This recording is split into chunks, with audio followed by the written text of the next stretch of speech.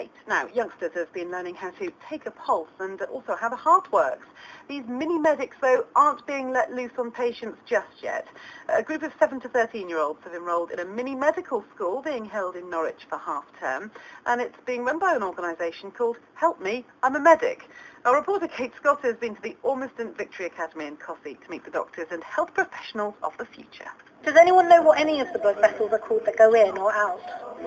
Arteries and arteries. Perfect. My name's Dr Rafique. I'm the director at Help Me I'm a Medic. So we were started by a group of doctors in Oxford to raise aspirations of young people to try and get them to enter the medical profession, so that we end up having people in the healthcare sector who actually represent the society that they serve.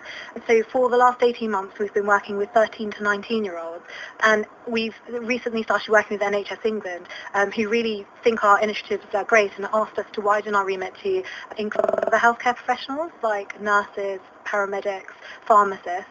So this is the first pilot we've done of that, and we're really excited to be branching our age range as well, so working in partnership with a great local charity, so Children's University Norfolk, to be able to provide this mini medical school has been fantastic. We've got 5 mini-medics here who are just about to do a science experiment to see which bottle is going to pump water out fastest.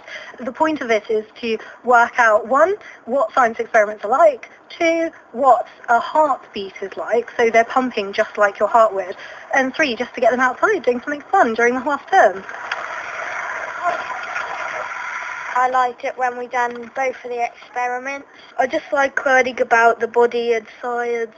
Science is one of my favourite lessons. My name's Paul Wickens. I'm the manager of Norfolk Children's University. Our aim is to work with schools to raise aspirations of young people, and we're constantly looking for ways to open children up to new opportunities. And so when we were asked to pilot a medical school for young people, it just seemed like a really fantastic opportunity. And the feedback we've had already from the children, the fact that they're thinking about learning about medical careers, and the fact that science and medicine is already being shown to them as something that they could get involved in is a wonderful opportunity, and that's why we jumped at the chance to put this medical school on. I've enjoyed listening all the doctors and nurses and who works at the NHS and the hospitals. I learned about the atriums and how the left side and the right side of the heart work differently, and how the heart is really very important to the body.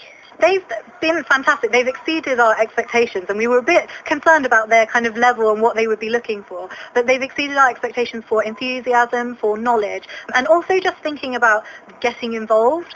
The reason we started originally was because the majority of people in the medical profession are privately educated or from state selective schools. I'm a passionate believer that we have hidden gems within the state school system. I was state schooled myself, and I think you need the support there, and with all the cuts that are happening, there's just not the support available for young people who perhaps are gifted and want to enter the medical healthcare profession. And with an ageing society, we really need to get as many people into nursing, paramedic science, anything healthcare related. That's Dr Rafique and some of the youngsters at the mini medical school, which is being held in Cossey near Norwich this week, putting their half-term holiday to good use there. Well done to them, learning about a profession they may well want to go into in the future.